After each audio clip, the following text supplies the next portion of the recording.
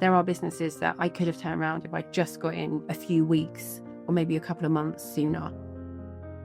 They think they're making 20% profit, but they're actually losing 5%. Over trading is a major issue. In fact, it's illegal because you're trading insolvent. I've gone into companies that are in trouble and the finance director doesn't even know what CIS is. If you're saying, well, I'm not going to charge this client for a loss and expense because I like them, that's not being responsible. You're going to lose money. That's not a good commercial strategy. You need to have a strategy of actually, how are we going to identify failures? How are we going to identify problems? Just pretending they're not going to happen is not a strategy. Welcome to Taking the Con Out of Construction, the straight-talking show that's changing the industry, one episode at a time. Small mistakes can cost big money, and even more in time. But a small investment in listening to this episode could help you avoid disputes, delays, and costly pitfalls, while giving you the know-how to stop problems before they start. Let's turn complexity into clarity and take the con out of construction. Welcome back to Taking the Con Out of Construction. Commercial strategy isn't just about contracts or claims. It's about understanding risk, pricing work properly, managing change, and making informed decisions before issues become expensive surprises. Michelle, you've helped countless businesses move from firefighting to forward planning. Can you explain what a strong commercial strategy really looks like in practice? Yeah, there is a method to my madness. The reason that we've been quite conscious of what we've covered over the different episodes of the podcast is because there's been a strategy behind it. Obviously, I'm of a QS background, so commercial protection is basically my key thing of what I offer to clients and always have done. And so there are so many aspects towards commercial protection. And the first point of commercial protection is understanding all the different elements of it. The reason that we've gone the way that we've gone on the different subjects, we've delivered each one of the podcast episodes in order, although you can listen to them out of order, obviously, but it's because once you understand all of these different elements, you then have more of an idea of how to create a commercial strategy because you have all those bits covered and you understand what you're doing. But when it comes to commercial strategy for businesses, and sometimes a company will just ask me to help them with their commercial strategy, and that's all they want to do. And I go into detail that people aren't expecting.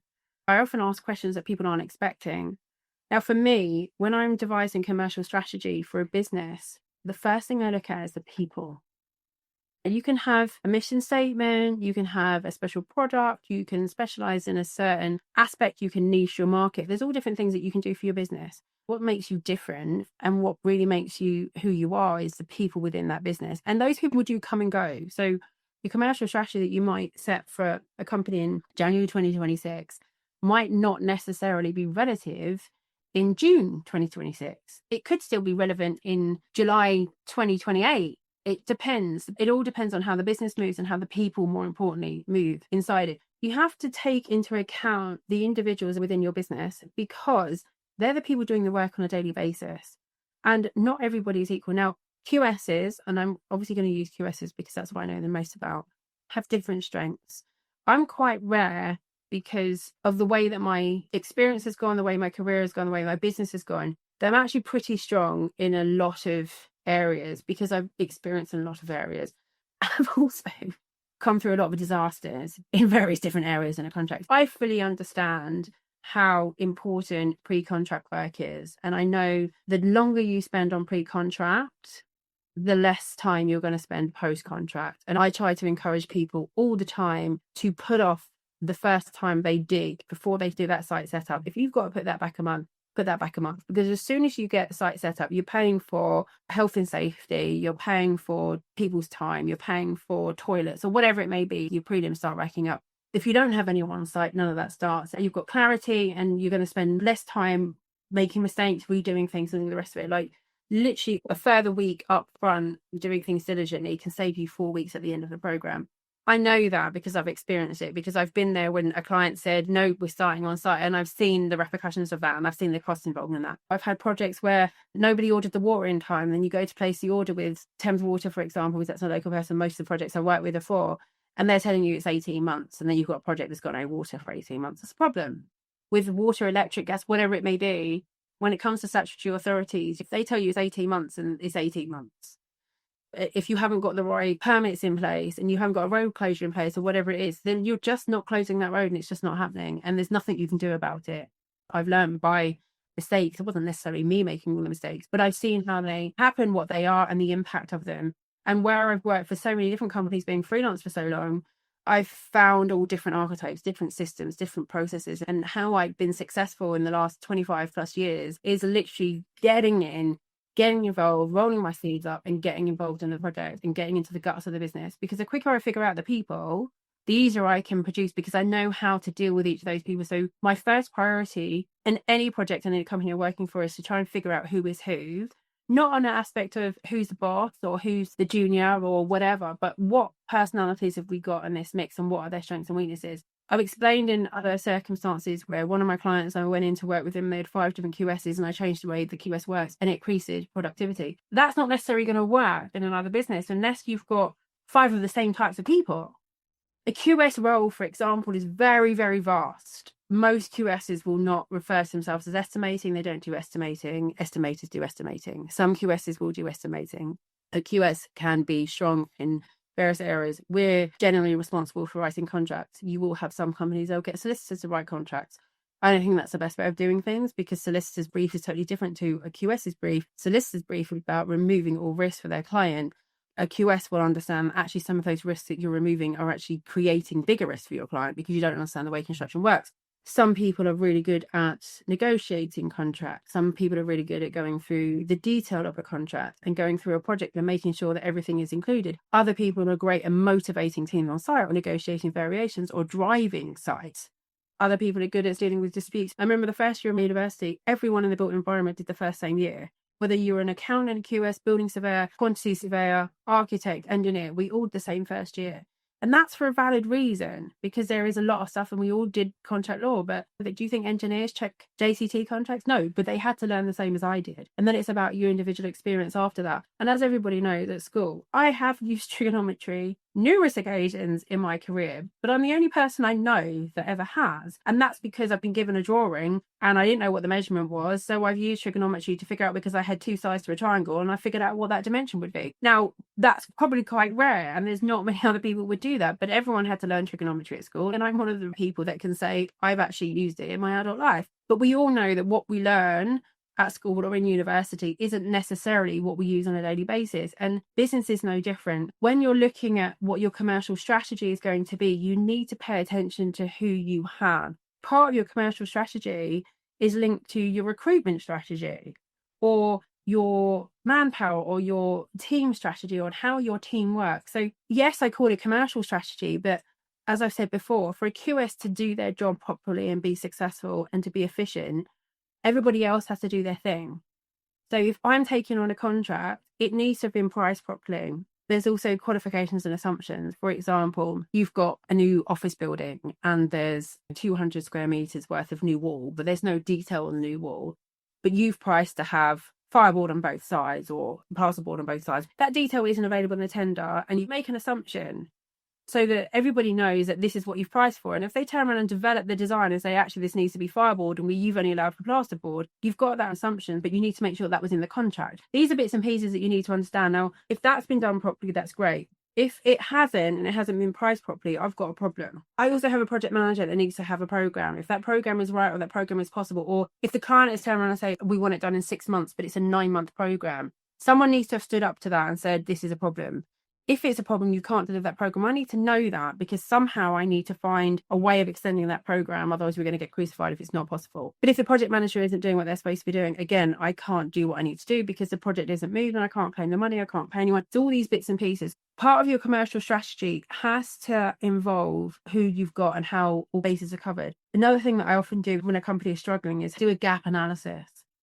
You don't have anyone in your business that is contractually strong and understands the contract, or is able to write formal notices, or you don't have a system that can write them for you, or you don't have templates of formal notices, that's a problem.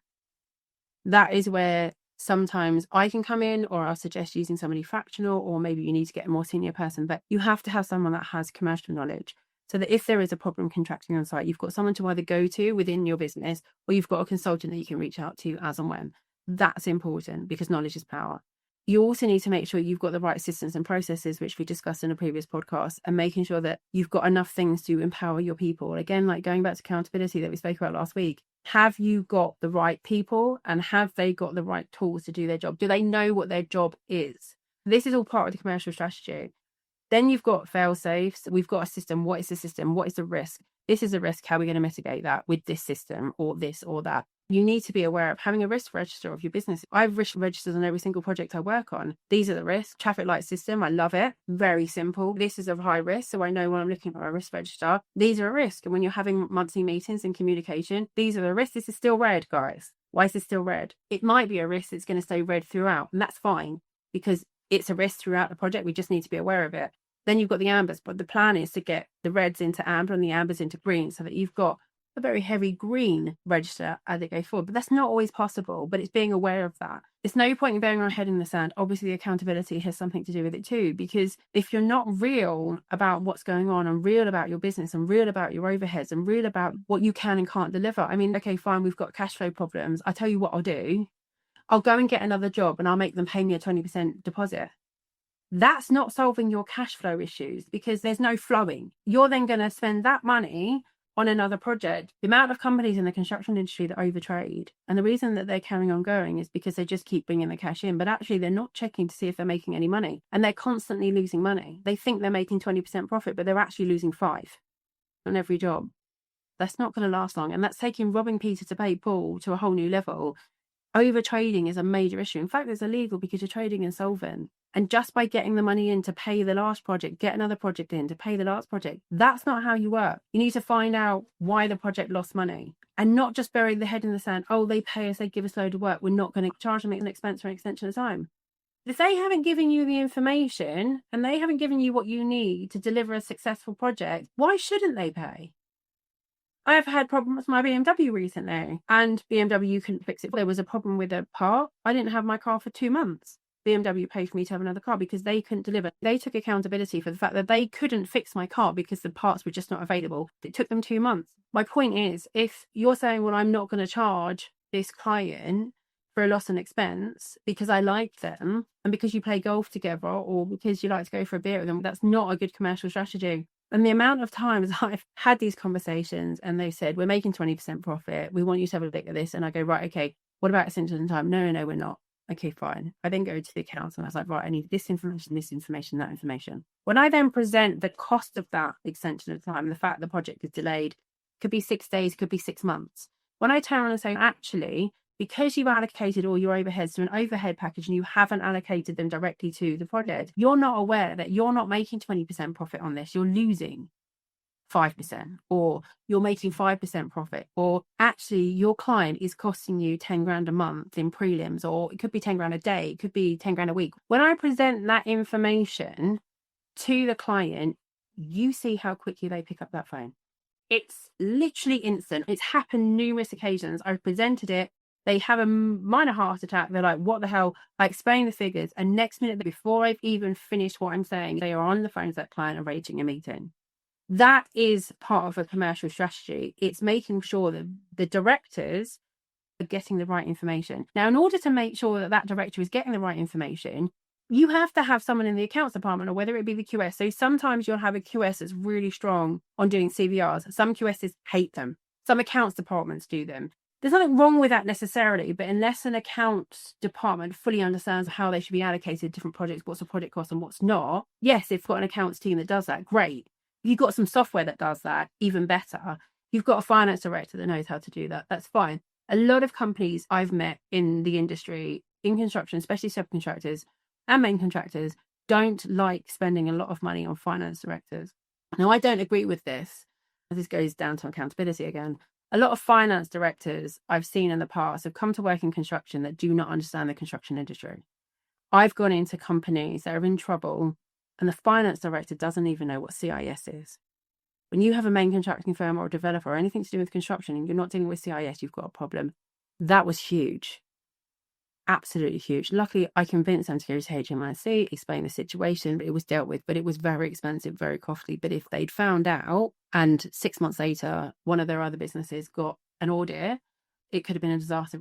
When you've got somebody running a construction company that doesn't understand construction, doesn't understand the fact that you have to pay on a certain date, or if not, you're exposing your clients, that can be a problem. And sometimes these companies have come in and charged an absolute fortune to be a finance director of a construction company, but they're not actually qualified or experienced or know what to do. They've cost the company loads of money, got them in all sorts of trouble, and then left. It happens a lot in the industry, and I know a lot of leaders that have done that, a lot of business owners, founders, whatever you want to call them, that have done that, and therefore they're like, sod this, I'm not paying for an expensive commercial director or financial director, I'm just going to get a bookkeeper. There's nothing wrong with that, but again, if you're just using a bookkeeper and you've got an external accountant, you haven't got someone doing management accounts, you sometimes don't find out that your company's in trouble until 9 months after your year end. And that's an issue, because by then it's too late, or you're not finding out until somebody's shutting you down, whether it's HMRC or you can't pay a bill, is a little bit too late. And there's nothing wrong with using bookkeepers, but only if they understand and they can only do what they need to do. And the amount that I've gone into companies, I was like, right, you need to allocate it this way. Say, for example, a project manager could be working on one project, depending on the size of the project. He could be working on 5, he could be working on 6, he could have a team, you could have an operations manager, and then you could have 5 project managers, and each one of them has 5 site managers on a big company. But the cost of that operational director is not an overhead, it's partial overhead, it's partial project cost, because he is spending his time managing the project managers that are managing the site managers that are managing the project. So an element of his cost should be in the prelims and should be allocated to the job cost. The same with the project manager. A lot of QS practices will make you fill out some software to say, I spent 2 hours on this project, 2 hours on this project, I went for lunch for an hour. And then what it does is it allocates its time, and it can sometimes bill, or at least it manages what the cost of that particular client is. Sometimes it's an hourly basis, and that's how they do it. Some construction companies will get their project managers to do that. So actually on a monthly basis, you know exactly what that project has cost you because the guy's filled out a form. And if he hasn't done that, even if you've got a project manager, so his costs, his car costs, his phone costs, his expenses, work out his total costs and then split it between 5 projects. That's better than nothing. And it's making sure that things are allocated properly so that you know what you're looking at. You've got to always look back at what you bought the project for, or what you're being paid for, what your contract sum is compared to what it's at. What did you allow for? What did you not allow for? What were you supposed to be building? What are you building now? Part of your strategy is all these things of checking all these tick lists, but it's not just doing it once. It's an ongoing process. What's your final account procedure? Are you looking at final accounts? Are you trying to avoid the final accounts while the risk is with you? While you've got that position of strength, we're in this position, and actually the contractor has to keep paying you because there's so much of the work needs to be done and they need you. When that balance starts to shift and they don't need you so much because the project's practically handed over, or you've handed over some of the certificates, you want to make sure that you've negotiated as much as you can while you're in a position of power. Again, that's part of the commercial strategy. How you review contracts. Don't have anyone, as I said before, you need to get someone, but it's not just about someone reviewing your contracts. You need to understand what you are supposed to do, and you need to understand how to administrate that contract and how to deliver it. And if you don't know how to do that, you need to ask somebody. And even if they just do a contract synopsis, I've done it so many times. In this situation, do this. Here's the form. In that situation, do that. Here's the form. Refer to this, refer to that. In this situation, call me. Part of a commercial strategy that I always implement is keeping records. If you've had delays on site, even if you've got a WhatsApp and all your staff just send pictures, delayed here. Duct workers, for example, we're waiting to go install this duct work. Oh, look, there's a tray in the way. One of the electricians has put their tray in the way. Take a picture of it, send it to the WhatsApp. Send it to an email, upload it on a file, because things do go wrong. I always look at every single project like it's going to dispute. And when I'm making decisions and when I'm doing instructions and when I'm communicating, in the back of my mind, I'm always thinking, how would this look if it goes to dispute? What if we end up in dispute? Oh, we're all friends. Everything's great. People are paying. Everyone's laughing. We're all having great. We're shaking hands. We're all smiles. But what happens when we're not? I will take notes of things. I will do records. I will protect myself, obviously.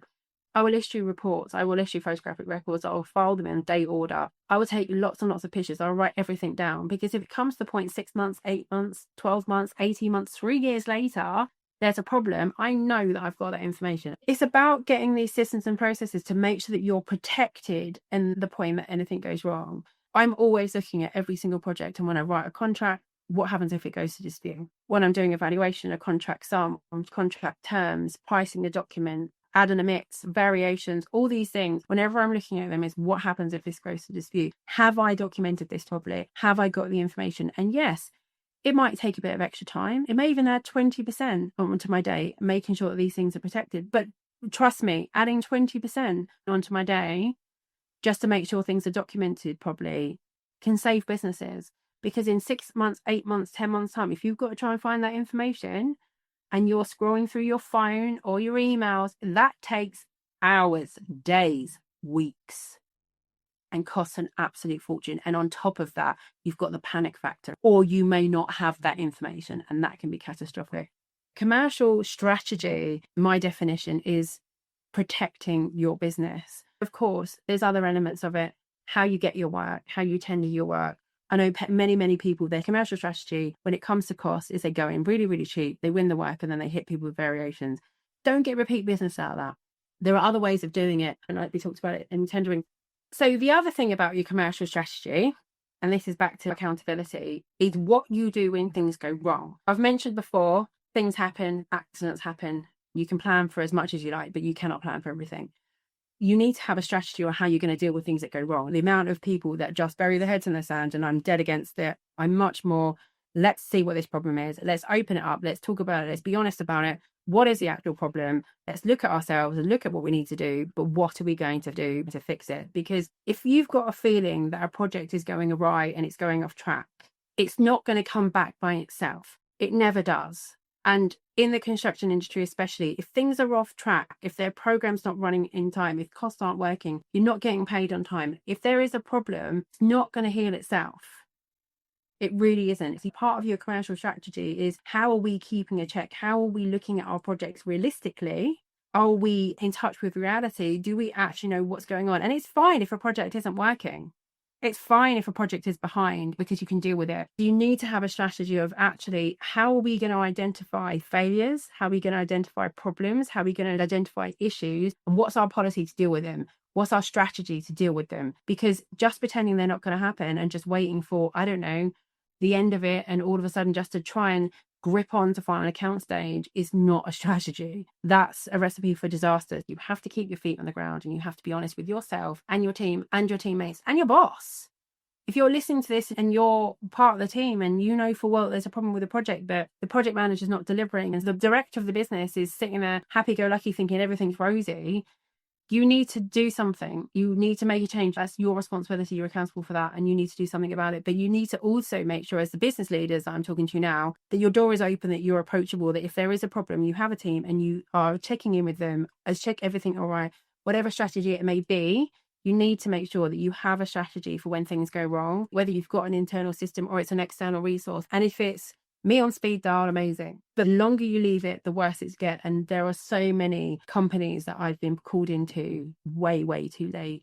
And I've done what I can. But actually, sometimes the leaders have checked out, the team have checked out, the funding has been pulled. And there are businesses that I could have turned around if I just got in a few weeks or maybe a couple of months sooner. There's a lot of things that obviously we've covered. But a commercial strategy, when I'm looking at a company, is where do they want to be? Who do they want to be? How they want to be seen? What's their mantra? What's their ethos? What is their business about? What kind of money do they want to make? What's their long-term plan? Do they have an exit plan? And I look at where they want to be and where they want to go, and then take it back from there and look what they've got. And then we find out what bits are missing in between. Your commercial strategy is about the business as a whole. It's not just about the finance side of it. It's not just about operations. It's not just about contract. It's about all of it. If you're a commercial director or you're employing me as a commercial director, I am looking at operations, finance, systems and processes, sales, marketing, all of those things. You're looking at commercial strategy and you're looking at commercial protection. It covers all of it. People, the business, where the business needs to be, where the business is, and you find a strategy to get into place in each one of those sections. Who's protecting what your risks are, how you're going to mitigate those risks, what are going to remain risks that you just need to keep an eye on, who's going to do what, where are your gaps, what can you handle, what can you not handle, do you need fractional, that kind of thing. So it's a whole combination of things. If anyone's looking for commercial strategy, by all means reach out. I do either long processes, we can do one-offs, we can do 90 minutes, I can send you some documentation and help you with the strategy, we can do brainstorming, can help with your commercial strategy if you need one, or if any aspects that we discussed in the podcast are services that I can offer as and when. What this highlights is that commercial success doesn't happen by accident. It's the result of deliberate, informed choices made early and revisited often. When businesses understand their numbers, their contracts, and their risks, they stop leaving profit to chance. Thank you so much for your valuable insight, Michelle. You're welcome. If you found value in today's episode, hit subscribe so you never miss a new release, and share it with someone in the industry who needs to hear it. To learn more, access resources, or find out how Michelle Carr and Construction Alchemy can help you protect your projects, solve problems, and boost your profits, visit constructionalchemy.co.uk. Together, we can change the industry, one project, one company, and one episode at a time.